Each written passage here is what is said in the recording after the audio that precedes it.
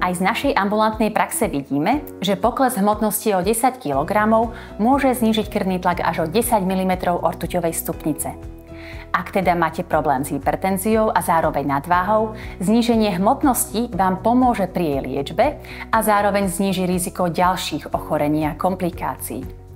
Úprava hmotnosti je priamo prepojená so zmenou životného štýlu, čo je pri hypertenzii kľúčové. Základom je vyvážený jedálniček z kvalitných surovín s množstvom ovocia, zeleniny či rýb.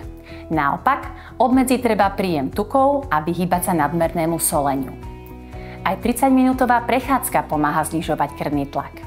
Na druhej strane hypertenziu zhoršuje pitie alkoholu, káva a fajčenie. Zmeny v zabehnutom životnom štýle sa robia ťažko a ešte ťažšie je pri nich zotrvať. Preto je kľúčová motivácia. Dôležité je vyhradiť si pravidelný čas pre seba a svoj relax.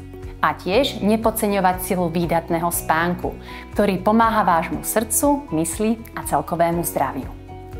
Na krvný tlak má vplyv aj stres a duševná nepohoda. Ak si s tým neviete rady, povedzte to svojmu všeobecnému lekárovi, ktorý vás najlepšie nasmeruje na pomoc, ktorú potrebujete. Dnes už je k dispozícii aj množstvo svojpomocných techník a nástrojov, po ktorých môžete siahnuť a napomôcť si tak pri odburávaní stresu, úzkosti či duševnej nepohody.